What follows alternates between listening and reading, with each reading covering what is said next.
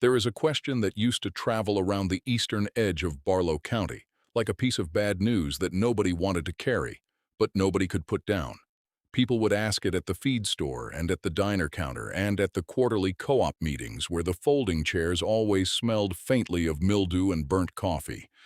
The question was this: what exactly does Ora Needham think she is doing with all those hulls? Not hulls in the way a person might say the word if they were being polite about an agricultural byproduct. Hulls in the tone of a word that means waste. Hulls in the tone of something that ought to be burned or buried or at least hauled somewhere out of decent sight. Because for 12 years, the Barlow Cotton Gin sent its spent seed hulls to the vacant lot behind Ora Needham's property on account of a municipal composting arrangement that had lapsed on the county's end, but that nobody had ever formally canceled. And rather than complain about the accumulation the way any sensible property owner might, Ora Needham had done something that nobody in Barlow County could fully account for. She had started working with them. The lot measured 1 acre and 40 rods, and it sat between her equipment shed and the old drainage easement along the county road. By the second year, the hulls were arriving faster than they decomposed. By the fourth year, the pile had dimensions. By the seventh year, a person driving past could see the ridge of it from the road and might think the county had started a landfill extension out there without announcing it. People said so. People said several things. Ora knew what they said because this was a small county, and sounds carry a long way across flat land, and she had never wasted much effort being hurt by it. She had a ledger, not a spreadsheet, not a software platform, not a consultant's report. A ledger her father had kept before her, and before him her grandmother Seta, who had come to this county as a teenager with approximately nothing and had built a small but durable life on the observation that other people's discards, correctly studied, were a form of hidden capital. Seta's handwriting ran through the early pages in a hand so small and precise it looked like the tracks of a careful bird. Then her father's broader cursive. Then Ora's own printing, beginning in the year she turned 31 after her father's death, blocky and unambiguous as a legal notice. The ledger contained recipes, records of soil amendments, notes on the digestibility of various roughage blends for cattle and goats, and a recurring marginal notation that Seta had first written in her second year in the county and that had been carried forward by every subsequent hand. What others pour out, the patient hand pours in. 7 words. Ora had read them so many times they had worn smooth in her mind like a stone in a creek. In year 9 of the hull deliveries, Barlow County's agricultural extension agent came to see her. His name was Denton Calloway, and he was a careful, well-meaning man with a clipboard and the kind of broad, confident smile that comes from having the institution of an agricultural university behind you. He stood at the edge of the lot and looked at the rows of turned hull material and the narrow paths between them and the small structures Ora had built of rebar and galvanized wire, and he was quiet for a respectful moment before he said he wanted her to understand that the county had some concerns about the environmental impact of a private composting operation at this scale. He said the word concerns the way a man says it when he means something closer to the word stop. He asked if she had considered simply having the material removed. He said he knew a contractor in the next county over who handled agricultural waste, and that the county might even be able to subsidize the cost given the unusual situation. His clipboard had papers on it. He offered to leave them with her. Ora was standing in the middle of the lot at the time with a long-handled turning fork in her hands. She looked at him for a moment. She said, "No thank you" on the contractor. Then she went back to turning the material. Calloway stood at the edge of the lot for another few minutes, as if waiting for her to change her mind, or perhaps to explain herself in a way he could enter on his clipboard. She did not do either. Eventually he left. He came back twice more over the next 18 months. Each time he offered something slightly more official sounding, and each time she said, approximately, "No thank you." By his third visit he had stopped bringing the clipboard, which Ora noticed and which she interpreted correctly as a sign that he had begun to understand she was not going to be organized away. What Calloway could not see from the edge of the lot, because the knowledge required to see it was the kind of knowledge that does not travel through institutions but through family, was what Aura was making. Cottonseed hulls are not waste in the way that styrofoam or tailings from a mine are waste. They are the outer shell of one of the most energy-dense seeds in agriculture, and they carry within them oil residue, lignin, cellulose, and enough protein trace, once correctly processed and blended, to serve as a component in ruminant feed. Seta had known this in a rough, practical way from observing what animals did when given access to unprocessed material, and from reading the agricultural bulletins that used to arrive at the county library in the years when county libraries still subscribed to agricultural bulletins. Her father had refined the knowledge. He had spent 6 years before his death experimenting with blend ratios, moisture management, and the addition of mineral components to correct the calcium to phosphorus ratio that raw hulls could not provide on their own. He had filled 37 pages of the ledger with trial records. He had never gone to market with any of it because he had died before he was ready, and because he was a man who believed in being ready. Aura had decided she was ready. Or more precisely, Aura had decided that the approaching consolidation of the regional feed supply chain was going to make readiness a more complicated word, and that the complicated version of readiness was something she could not afford to wait for. The 3 major distributors serving Barlow County and the 4 surrounding counties had been folding into each other for 5 years. Feed prices had moved up 14% in 2 years and were forecast to move again. The smaller cattle and goat operations that formed the backbone of the region's agricultural economy were being squeezed between input costs and commodity prices, and the people running those operations were the people Aura had known her whole life, and she had watched 2 of them sell off their herds in the past 18 months, and she understood what that meant for the kind of county this was and what kind it would become if the trend continued. She had run the numbers in the ledger margins and then on a separate page in her own column of figures. The hull material she had been accumulating and turning and amending over 9 years, if correctly processed and bagged, would yield enough blended roughage supplement to fill an initial run of product that she calculated at 900 units of 50-pound bags. She had priced the mineral additions. She had priced the bags. She had priced the used pellet mill she had found through an equipment auction in the next state over, and purchased with the last of her father's small insurance payout 3 years prior, a purchase that Callaway had seen rusting quietly under a tarp during his second visit and that he had been too polite to mention. She had done the arithmetic twice, and then a third time. The refrain in Seta's handwriting appeared 3 times in the first 40 pages of the ledger and once, in her father's hand, near the end of the section on mineral ratios. What others pour out, the patient hand pours in. Aura had written it herself at the top of the page, where she had done her final figures. Then she had set the ledger down and gone out to begin the processing. The pellet mill was not a new machine. It was a 1981 model that had been overhauled once and needed a second overhaul that Aura performed herself over 2 weekends in November, using a manual she had photocopied at the library and a set of her father's wrenches. The machine ran loud, and it ran hot, and it required a person to stand close to it for long periods of time in a way that was not comfortable, and it produced at its best a rate of output that would not impress anyone who had ever seen an industrial feed operation. But it ran. And it ran consistently, and consistency, as Seta had written in a margin note that Aura had read so many times she no longer needed to look at it, is the arithmetic of the patient. The first person in the county who came to understand what Aura was building was a woman named Selva Poole, who ran 60 head of crossbred cattle on a lease operation 7 miles east, and who had the habit, which she did not apologize for, of stopping her truck on the county road and watching things that interested her through the windshield before she decided whether to get out. She watched Aura's operation through the windshield for 2 visits before she got out on the third and walked to the lot and stood at the edge the way Callaway had stood, but without the clipboard, and without the smile, and without the institutional confidence that makes a person look at a thing they do not yet understand and decide it must be wrong.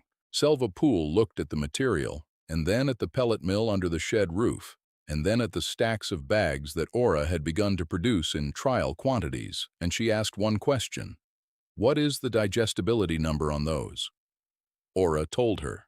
Selva was quiet for a moment. Then she said she would take 50 bags on trial, and if the cattle responded the way those numbers suggested they should, she would come back. The cattle responded. Selva came back. She brought her neighbor. The neighbor was a man named Pruitt who ran a goat dairy and who had been cutting his herd's feed quality for 2 years in ways that were beginning to show in his milk yield numbers and that he did not like to discuss. He came to Ora's place with the energy of a man who has decided in advance to be skeptical so that no one can accuse him of being hopeful. He examined the bags. He read the mineral breakdown that Ora had typed on a single sheet of paper using a printer that was older than the pellet mill. He asked about the hull sourcing, and she explained it. He asked about the pathogen testing. She showed him the results from the state agricultural lab, for which she had paid $78 of her own money. He bought 100 bags. He said he supposed he would see. He saw. His yield numbers moved in 2 months. He did not make a ceremony of telling Ora this. He simply placed a larger order and did not bargain on the price. Callaway came back in the spring of year 11. This time, he had a different quality of quietness to him. He stood at the edge of the lot, and he could see that the accumulated hull mounds that had stood there for 9 years were not merely smaller. They were organized. They were being systematically converted. The pellet mill was running under the shed roof, and the shed now had a concrete pad that had not been there before, and there were bags stacked on pallets and a hand-painted sign on the equipment shed wall that said Needham Roughage Blends with a phone number below it. He asked if she was selling. She said yes. He asked if she was licensed. She said yes, and named the license type and the issuing agency and the inspection date with the flat precision of a person who has been waiting for a question, so she knows exactly what the answer is. He stood there for a moment, and then he said, well, he said it was something to see. Ora thanked him and went back inside. It is useful to record what was happening elsewhere in the region during these years, because comparison is how context becomes visible. The largest of the consolidating distributors, a company operating under 3 different brand names depending on which county you were standing in, had spent the period between year 8 and year 12 of the hull deliveries building a regional warehouse facility 40 miles north of Barlow County. The warehouse was designed to service 12 counties. The investment was reported in the agricultural trade press at $4.2 million. The facility was completed on time and commissioned with a press event that included a catered lunch and remarks from 2 county commissioners. A photograph of the ribbon cutting appeared in 4 weekly newspapers. The facility was modern, efficient, and calibrated to serve operations above a certain scale, which is a polite way of saying it was not calibrated to serve the small cattle and goat and mixed livestock operations that formed the lower half of the regional agricultural economy. Those operations were expected to adapt. Some of them had not yet found a way to do so. The Consolidator's regional sales manager was a man named Barry Fitch, who had the quality of confidence that belongs specifically to people who have never had to do the physical work that underlies the business they represent. He passed through Barlow County twice a year on his circuit, and he had heard about the operation on the Needham property by the middle of year 10. He had classified it in his mind as a cottage operation, and a cottage operation, in his experience, was a thing that persisted until the person running it retired or ran out of capital or got a regulatory notice they could not handle, and then it stopped. He was not hostile about this. He was simply certain. He stopped at Ora's place in the spring of year 12 on his circuit. He parked his truck and walked to the shed and introduced himself with the warmth of a man who has practiced warmth until it requires no effort. He looked at the operation and he said he thought what she had done was remarkable for a small family effort. He said he had always admired the entrepreneurial spirit of independent operators. He said that if she ever found herself at a point where the overhead was more than a one-person operation could carry, he hoped she would think of his company as a potential partner, because they were always looking for regional sources, and she had clearly identified a quality material that a larger platform could bring to scale. He gave her a card. He smiled the way Callaway had smiled, which is to say with the fullness of a person who has decided the outcome in advance and is simply being gracious about it. Ora looked at the card. She said she would keep it. She put it in the pocket of her work vest. Then she thanked him for stopping and picked up the turning fork. What other people pour out? She turned the last of the amended hull material in the south section of the lot. She could see, from where she was standing, the entire arc of what 12 years of patient accumulation had built, and she could see it in a way that Barry Fitch, for all his regional sales experience, could not see it. He saw a pile of agricultural byproduct and a used pellet mill and bags stacked on pallets. She saw a supply chain that owed her nothing and cost her almost nothing, and that she had built from the discarded output of an industry that had been paying to not deal with what she had patiently processed into value. She had approximately zero debt on the operation. She had one loyal customer base built entirely through demonstrated results. She had a product that was priced below the consolidator's equivalent and that was delivering measurably better outcomes for the small-scale operations that had no other competitive option. She had, in other words, a position. And a position, once correctly established, is a different thing from a hope. The summer of year 12 was dry in a way that the county had not seen in over 2 decades. Not the dramatic headline drought that fills news cycles and emergency relief applications. The quiet, grinding, technically just below disaster dry that does not qualify for assistance, but that tightens every calculation a livestock farmer makes. The kind of dry where pasture goes thin in July and does not recover before September, and a person has to decide, from among several bad options, which feed supplements they can afford to carry through August and which they cannot. The Consolidator's warehouse facility 40 miles north had supply. The facility had very good supply because the Consolidator's procurement team had anticipated the regional climate risk and had pre-positioned inventory, and then they had priced that inventory to reflect the demand created by the shortage. Prices moved. They moved in the way of things that know they are the only option. The smaller operations that had been managing on thin margins discovered that the margin was gone. 7 of them called Ora Needham in July. 2 more called in August. She had supply. She had supply because 12 years of accumulation and 2 years of systematic processing had given her a stockpile of blended and bagged product that she had not sold forward because she had learned from her grandmother's ledger that there is a kind of patient holding that is not hoarding but is preparation. And the ledger's word for preparation was readiness. And readiness, it turned out, was a word with a dollar value. She held the price at what she had been charging in January. She did not raise it. She did not float the possibility of raising it. She sold at her established price to every operation that called her in the order they called until she had filled every order she could fill. And then she told the last 3 operations on the list what she could supply and what she could not. And she gave them the name of 2 other small producers in adjacent counties who she had been quietly helping develop similar operations over the previous 18 months, because she had seen the consolidation coming, and she had understood that one operation, correctly built, could seed others if the person running it cared more about the outcome than about the margin. Selva Poole came to the property in August and helped with the loading without being asked. Pruitt came and helped with the loading. A woman named Estelle, from a sheep operation near the county line whom Ora had never met, came and helped with the loading and then sat on the tailgate of her truck for a long while after and did not say much but watched the light on the lot. The way people watch things they are trying to commit to memory. Barry Fitch called in September. His tone had a different quality. The warmth was still there, but it was now the warmth of a man who has reconsidered his estimate and is not entirely comfortable with the recalculation. He said he wanted to revisit the conversation from the spring. He said he believed there was a real opportunity here and that his company was prepared to discuss a supply agreement that would bring her product to a much larger market. He said a larger market meant real money, the kind of money that could change a person's situation. He used the word situation the way Callaway had used the word concerns, which is to say he meant something adjacent to it, but was choosing a softer landing. He said he thought a person with her ingenuity deserved a better return than a local operation could offer.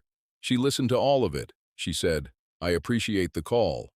She said the operation was not for sale, and the product was committed to its current customer base. She said if the supply situation changed, she would let him know. Then she thanked him again and ended the call. What others pour out, the patient hand pours in. She said the words aloud in the empty shed after the call ended.